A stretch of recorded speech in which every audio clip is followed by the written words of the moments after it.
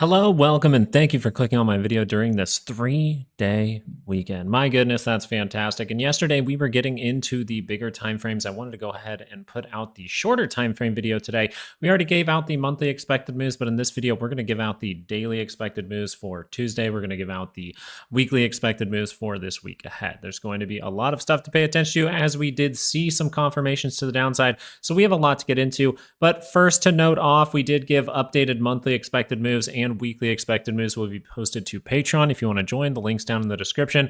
And lastly, I did open up the course sale, the 90% off for the full technical analysis course for only $100 right now. You can get that. That is going to be live for tomorrow during the slight day off in case you want to dedicate yourself to some learning. So get it by Labor Day or else it will be gone by September 2nd. Now you're aware of everything and it's time to get into the charts. Let's go. So we are going to start off by getting through the SPY, and then we're going to work into the Qs and look at volatility. But for Patreon members, we will have a extended video coming out over the next 48 hours talking about the week ahead or talking about the month ahead to go into each of the individual stocks that we do pay attention to on the right side of your screen. So look forward to that, Patreon members. Make sure you have notifications on. But for today, the weekly expected moves for the SPY, 654.38 to the upside. We do have 635.72 to the downside. Slightly short in trading week as we will open up on a Tuesday. And then we have daily expected moves right over here of 647.60 to the upside and 642.50 to the downside. That would be for Tuesday. And I will monitor all of these things as we'll see if these implied volatilities do change, and we will update it on Patreon or on YouTube if necessary.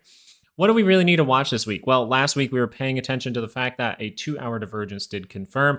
We head to the downside. We were paying also attention to the 30-minute, but first the 2-hour. The first thing that we need to acknowledge here is, while this is in positive territory, how does this keep going? Well, the same things that happened here, that happened down here. This one was a little bit rougher, but overall, is this going to be able to actually go negative, or are we going to confirm back up through the center line? Now, a lot of people say, oh, this is worthless to talk. You don't know the future. You have to talk about both sides. Even though we are mainly in this video going to talk about us heading to the downside with all those divergences, it is good to early on just pay attention and remind yourself, even if you're 99% bearish after seeing a signal like this confirm, and you're like, hey, we're going to pull back to a monthly expected move, it is still very good to leave that 1% guy that says, hey, just in case you're wrong, if this 2-hour curls up and we're in positive territory, we can go to the upward weekly expected move. I just wanted to mention that early on in this video. But this really looks like the 2-hour wants to continue to head down, maybe to the weekly, where we can experience some kind of bounce, and we'll see if we set up reversal signals. So as of right now, the 2 hours pointing down. If that's able to go negative, then yes, we can be in that kind of negative trend, and maybe we can make our way to the monthly expected move. That being said, if this is able to curl up, then we have to treat it like we were raising the floor. That is a reactionary thing that has not happened, but it is good to discuss. The 30-minute here. The 30-minute is not necessarily leaning towards, that's why we're talking about the 2-hour has to confirm up for you to say, okay, we're going to violate all these things. The 30-minute isn't suggesting this. The positioning from the MACD with that 30-minute divergence that we posted, right? The 30-minute divergences we were talking about, the 30-minute divergences we posted to Patreon, the 30-minute divergences that confirmed, and we head down, down, down below the 5-day moving average. That is fantastic. Now you're looking at the positioning of the MACD. Does this have, is this really, really far away from the center line? No. So you would still say, yes, we can cross up and test that high, go make a new one, but it is more likely for us to kind of struggle up in these areas. If we can't go and make a new high, it is very likely to make a lower one. And that's where we'd pay attention to the upward expected move for, say, Tuesday. That being said, we're not necessarily seeing great reversal signals in here. So as far as it stands, the 30-minute can cross up, but if it doesn't make a new high, or if it does make a new high, you can look out for divergence. You can look out for a lower high in this area. But as of right now, I think we might be heading deeper. If this never is able to curl up, then you are very likely to continue the move, maybe even see something a little bit crazy to go and take care of this gap.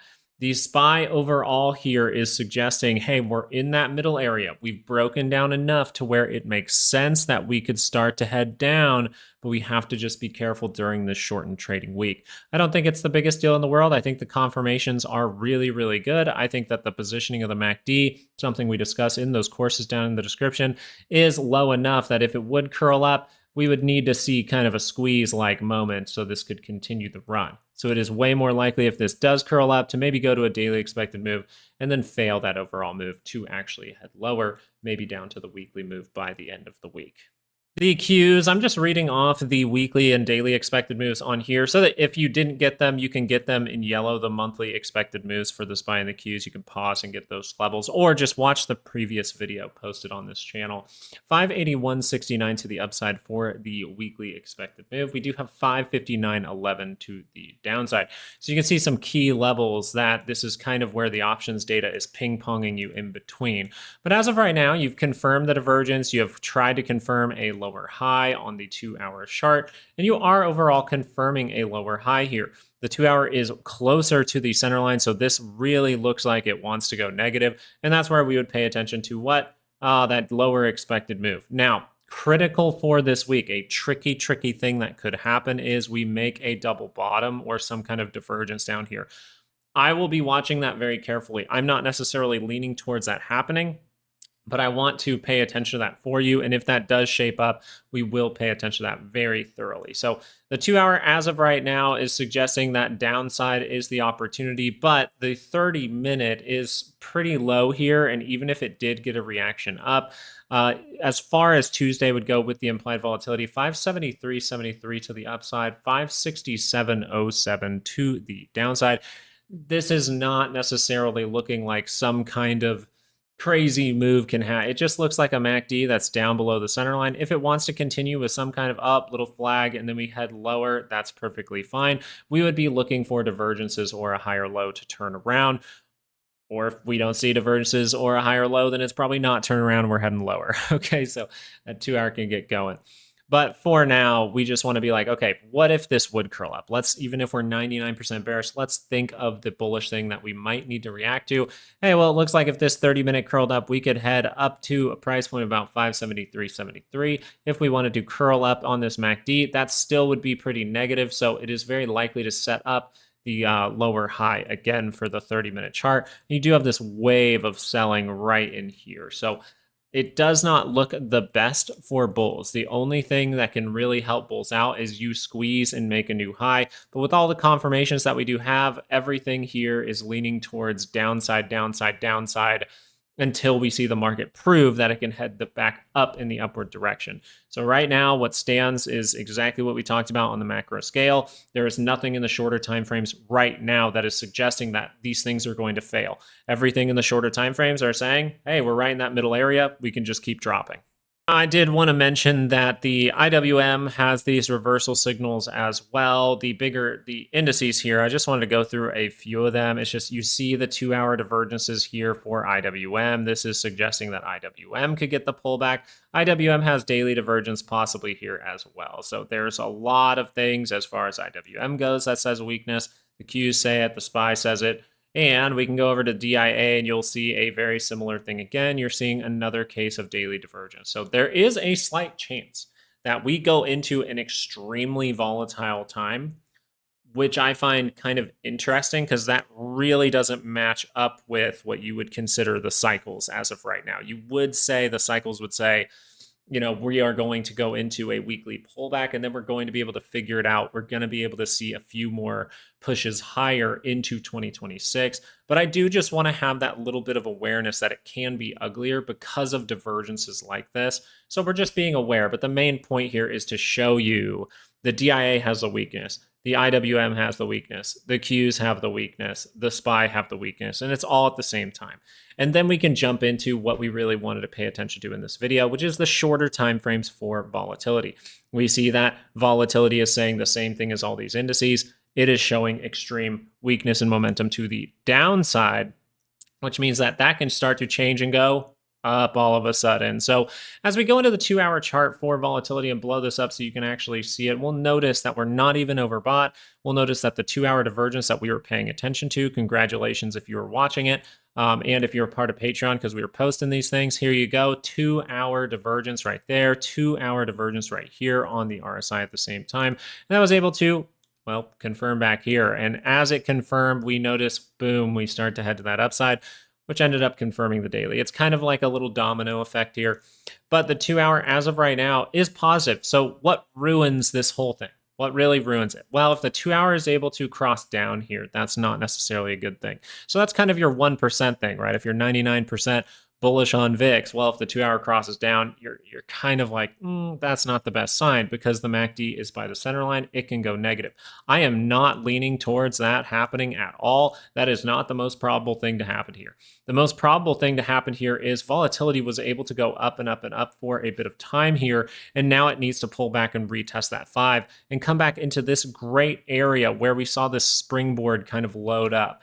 So the very probable thing for volatility is potentially to pull back, pull back, pull back, pull back, and then be able to curl back up into positive territory. So we could end up seeing some kind of bounce on Tuesday that just retests a certain level. We'll pay attention to that bounce pretty carefully, but that bounce is not guaranteed to come. Just because a 30-minute crosses doesn't mean that this 2-hour still isn't pointing up as of right now. So I would say the more probable thing is the 30 minutes going to get some kind of dry little pullback like this, and then we're going to see more upside coming on into potentially Tuesday or Wednesday, later Tuesday or Wednesday morning. But trying to read into it that much, hey, I'm just paying attention to the confirmations in front of me. It looks like a 30-minute pullback for volatility is likely, and that is still in an extremely positive trend. So it is very likely that the volatility is not done, and we will see lower prices for the SPY.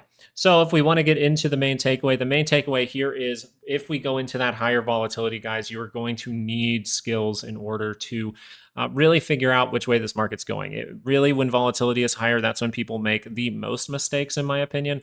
And so that full technical analysis course will teach you a lot about these weekly moves. It'll teach you a lot about divergences, because that's how they like to trap people. So it'll teach you a ton of stuff, but overall, it'll really help you out in volatile moments. And I even give you a doubling strategy for it. So it's a very, very good thing. It's only going to be up for another about 24 hours, so get it while it lasts. That being said, it looks like all we're really paying attention to is, do we squeeze on like Tuesday? Are we able to just burst through and squeeze? Because if we don't, then it is very likely that we are going to see a lower high setup, and then we will actually go into more of a volatile time as we get to the lower weekly expected move. We will be paying attention to it carefully, and we will be updating Patreon during market hours if anything does change here as the market starts to prove itself, and we will be updating on YouTube almost every single night so that you can get updated daily expected moves and stay up to date on what we think is going on with markets. Hey, thank you guys so much for watching today. I really do appreciate it. I hope you guys are having a great little 3-day weekend here. I hope if you're dedicating yourself to some learning, get some good food in you, some brain food and things like that, focus up and get ready for the week ahead. And hopefully this video was able to help you do so. Thank you guys. Have a great day. Peace out.